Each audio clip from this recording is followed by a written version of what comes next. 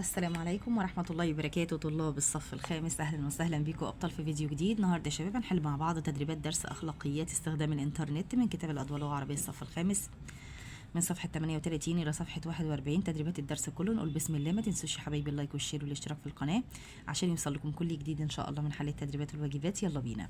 أول حاجة صح وخطأ. بيقول لك هنا فائدة الإنترنت أو ضرره بيتوقفان على طريقة استخدامنا له. هتقول له صح. معظم سكان العالم ما زالوا لا يستخدمون الشبكة. هتقول له خطأ. من أخلاقيات استخدام الإنترنت ألا أذكر مصدر المعلومات إذا كنت متأكد من صحتها. لا طبعا خطأ، ده أنت لازم تذكر مصدر معلومات. طب التفكير في مشاعر الآخرين قبل كتابة تعليق على الشبكة بيعد جزء من الاستخدام الآمن للإنترنت. صح. مشاركة كلمة السر مع صديق مقرب لا تعد مخالفة لأخلاقيات استخدام الإنترنت. خطأ طبعا، مخالفة. بيقول لك هنا اختار. بنستخدم شبكة الإنترنت للدراسة. شبكة الإنترنت اللي هي الشبكة العالمية للمعلومات. لازم تحفظ معاني الدرس لأنها مهمة جدا.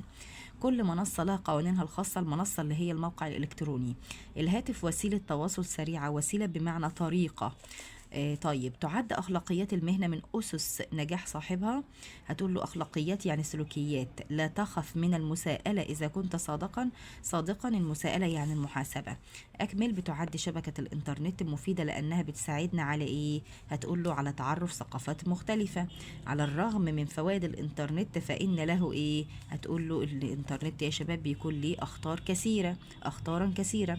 ترى بعض الآراء أن الإنترنت مفيد بينما ترى آراء أخرى أنه ضار. السر في إيه؟ هتقول له في طريقة الاستخدام. كل واحد بيحدد طريقة استخدام. هل أنت تستخدمه في حاجة تفيدك ولا في حاجة تضرك؟ طيب لابد من ذكر. هتقول له مصدر المعلومات عند استخدامها في بحث أو موضوع.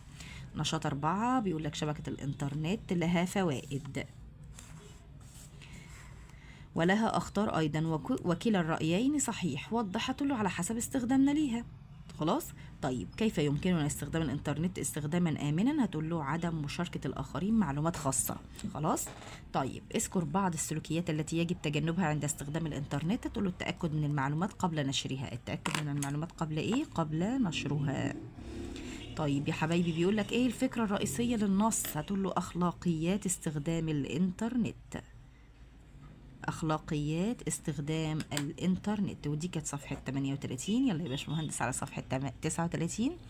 ما تنسانيش في اللايك والشير والاشتراك في القناة عشان يوصلكم كل جديد إن شاء الله من حل التدريبات والواجبات يا أبطال. يلا بينا. بيقول لك يا بطل هنا نشاط 5. لا شك أن شبكة الإنترنت مفيدة جدا، فهي بتساعدنا على البحث عن المعلومات والتواصل مع الأصدقاء وبتعرف ثقافات مختلفة، لكن هناك من يرى أنها لها أخطارا كثيرة وأنها ضارة. فأي الرأيين صحيح من وجهة نظركم؟ في الحقيقة كلا الرأيين صحيح، لأن شبكة الإنترنت هي أداة بتنفذ ما نطلبه منها، لذلك نحن من نقرر إذا كانت مفيدة أم ضارة، والسر في طريقة استخدامها. معنى وسيلة يعني أداة. طيب متشابهة هتقول له هنا يعني إيه؟ هتقول له عكسها مختلفة. جمع خطر أخطار. صح وخطأ. الذي يرى شبكة الإنترنت ضارة جدا ولها أخطار هو مخطئ. لا طبعا خطأ. إن طريقة الاستخدام للإنترنت بتحدد ما إذا كان نافعا أو ضارا. طبعا صح، طريقة استخدامك هي اللي هتحدد. طيب اذكر بعض فوائد الإنترنت. قال لك فوق أهي. تساعدنا على البحث عن معلومات والتواصل مع الأصدقاء وبتعرفنا ثقافات مختلفة. تروي الأمة له الحكايات. مفعول به منصوب بالكسرة لأن جمع مؤنث سالم. طيب هنا بيقول لك إن شبكة الإنترنت كأي وسيلة أخرى لها أخلاقيات لابد أن نلتزم بها حتى نستخدمها استخدام آمن. طيب معنى أخلاقيات. هتقول له سلوكيات. المساءلة عكسها الإعفاء. مفرد الواجبات الواجب. خلاص يا باشمهندس أهو. يبقى أخلاقيات معناها سلوكيات، المساءلة عكسها الإعفاء، الواجبات مفردها الواجب. الاستخدام الآمن للإنترنت بيرجع لالتزامنا بمجموعة من السلوكيات والقواعد. هو قال لك هنا مجموعة من السلوكيات والقواعد. طيب ماذا بيقول لك يجب أن يكون استخدامي للإنترنت له وقت. هتقول له له وقت محدد. ماذا يجب علينا التفكير قبل كتابة أي شيء على الإنترنت حتى لا نجرح مشاعر الآخرين. حتى لا نجرح مشاعر مين؟ مشاعر الآخرين. أكمل بقى. بيقول لك هنا الكلمات في صورها المختلفة. صدقة هتقول له صادق وصديق وصادق، وهتقول له صداقة وصدق. خلاص. طيب وصل هتقول له واصل وموصول ويصل ووصول. دي كانت صفحة 39. يلا بينا على صفحة 40. ما تنسوش يا حبايبي اللايك، أكون متشكرة جدا ليكم. اللايك ده بيساعدني إن الفيديو بس يوصل لأكبر عدد من أصدقائك وزمايلك والكل يستفاد والكل يشاهد الفيديو. يبقى جزاكم الله كل خير ويلا بينا. بيقول لك هنا يا حبايبي شبكة الإنترنت سلاح ذو حدين، فهي بمثابة مكتبة عملاقة بتضم الكثير من الكتب ونافذة بتطل منها على ثقافات الشعوب، ولكن على الجانب الآخر قد تتحول هذه النعمة إلى نقمة إذا أسأنا استخدامها. معنى إهدار يعني تضييع، مضاد الكثير عكس القليل، مفرد الشائعات الشائعة. صح وخطأ، بتعد شبكة الإنترنت ضارة في كل الأحوال ويجب تجنبها؟ لا طبعا خطأ. العقل الواعي بيجعل الإنترنت وسيلة للبناء، صح. لماذا وصفت شبكة الإنترنت في الفقرة بأنها سلاح ذو حدين؟ أهو هتقول له لأنها قد تتحول هذه النعمة إلى نقمة إذا أسأنا استخدامها. خلاص. طيب، مفعول به وبين علامة إعرابه وتقول له الكثير، وده مفعول به منصوب بالفتحة. مفعول به منصوب بالإيه؟ بالفتحة.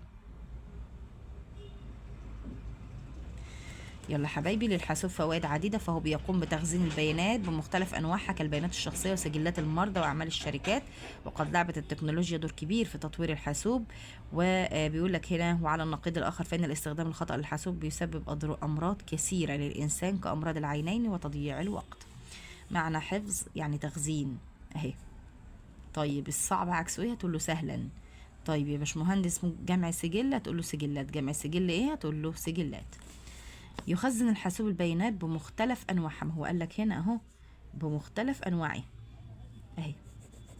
طيب يمكن التنقل بالحاسوب المحمول في اي مكان بسبب، هتقول له صغر حجمه. بسبب ايه؟ صغر حجمه وخفة ايه؟ دم. طيب ما هو قال لك هنا ولا خفة وزنه؟ دمه ايه بس؟ وزنه. صغر حجمه وخفة وزنه اهي يا حبايبي.